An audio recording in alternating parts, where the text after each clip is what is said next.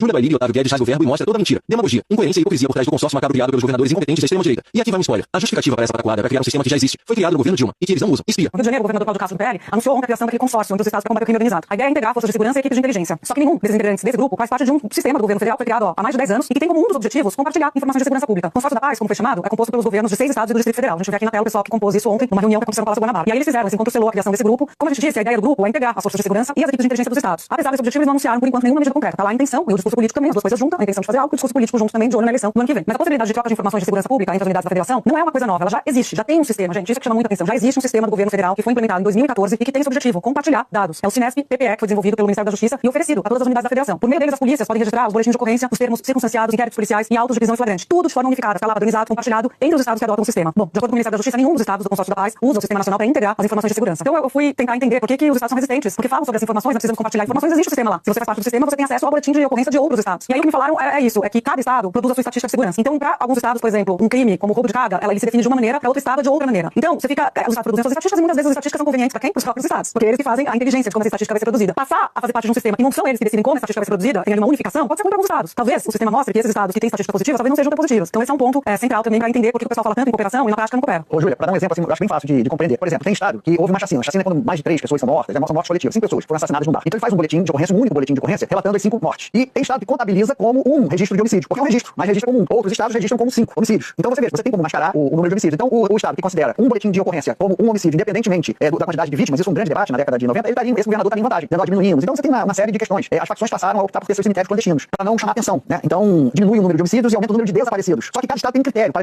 registrar o desaparecimento. Não é uniforme. Então você consegue ir mascarando e não te dá uma visão global do problema. Olha, tá caindo homicídio, mas tem uma subida aqui de desaparecimento muito alta. Por que as pessoas de repente começaram a desaparecer nesse estado? É porque a milícia está usando cemitério clandestino. Foi assim que descobriram em Itaboraí, onde o número de desaparecimentos tinha triplicado numa delegacia. Enfim, esse grupo que fala, se você criar um grupo para troca de informações com base na ideologia, cara, se assemelha mais a um grupo de zap de amigos do que a uma iniciativa séria. Porque vamos lá, amanhã a esquerda ganha, ou em Minas, ou em São Paulo, um desses estados ganha um candidato de esquerda. Então ele vai sair desse conselho, já que a lógica é a afinidade ideológica. Se o bandido for pro Nordeste, o Nordeste hoje, os governadores são de esquerda, então não precisa entrar na troca de informações. Então o bandido pode ir pro Nordeste. Então faz o menor sentido, é mais um clube de zap de amigos ideológicos. Aí você vai ter o bloco daqui do Centro-Oeste, Sudeste, ali, Sul, né, mais ou menos. Aí você vai ter o bloco do Nordeste, onde há mais governadores de esquerda, e o cidadão vai continuar a mercê dos bandidos, né? Você sabia, Otávio, que em alguns casos a chacina ela é registrada como um homicídio? Esse é o exemplo que eu dei, os 5 mortes viram um homicídio só, que é um registro. O Estado considera um registro. Considera um registro. Então, e quando você tem o Banco Nacional, acaba, você tem que seguir com um padrão. Então o que a gente vê aqui é um discurso do óbvio, né? Não, precisamos integrar, precisamos de articulação, e na prática ninguém quer abrir mão do seu. Na prática é isso. Isso impede que haja avanço. Quando os governos falam, bom, eu vou ter que abrir mão aqui das minhas próprias estatísticas, porque a questão é macro. Quando não acontecer isso, vai ficar ali cada um fabricando o seu número ou registrando o seu número, na melhor das hipóteses, sem a possibilidade de você conseguir entender a questão e até combater, né? Porque se você tem informação sobre nacionalmente, você consegue identificar melhor os criminosos, né? Onde o criminoso tá. Não dá pra fazer caixão de palanque, que é o que tá acontecendo no nosso país. Descobriram que caixão é palanque. Então subindo caixão pra fazer palanque. Então vem essas medidas demagógicas, populistas, discursos vazios.